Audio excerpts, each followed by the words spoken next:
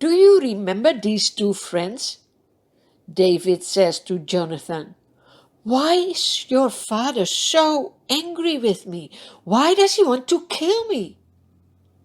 Jonathan says, "No, he will not do so. Otherwise he would have told me."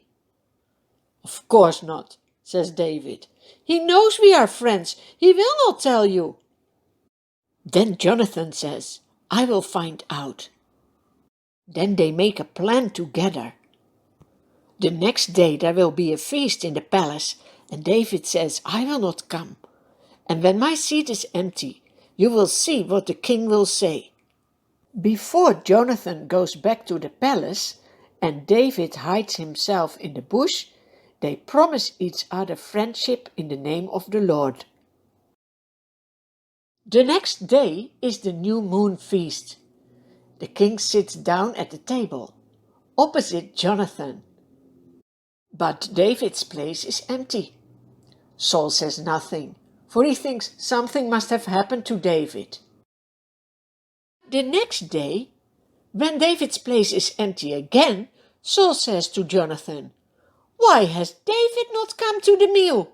He wasn't here yesterday and he is not here today." Jonathan answers what he has agreed with David. He says, "David earnestly asked me permission to go to see his family." King Saul becomes so angry and shouts, "You wicked son! I know you are friends with David. Do you not understand that neither you nor your kingdom will be established? Now send someone to bring him to me, for he must die." Oh, Saul is real not a king that pleases God. It is so sinful when you hate someone and when you want to kill that person. "Why should he be put to death? What has he done?" Jonathan asks his father. But Saul hurls his spear at him to kill him. Then Jonathan knows that his father intends to kill David. He gets up from the table and leaves the palace.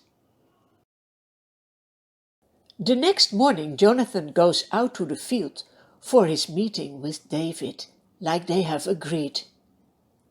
He has a small boy with him, and he says to the boy, "Run and find the arrows I shoot." As the boy runs, he shoots an arrow beyond him. When the boy comes to the place where Jonathan's arrow has fallen, Jonathan calls out after him, "Isn't the arrow beyond you?" Now David, who is hiding close by, knows that he is in danger, especially when he hears Jonathan shouting, "Hurry! Go quickly! Don't stop!" The boy picks up the arrow and returns to his master. Then Jonathan gives his weapons to the boy and says, "Go, carry them back to town." After the boy has gone, David gets up from his hiding place and bows down before Jonathan 3 times with his face to the ground. Then they kiss each other and they cry.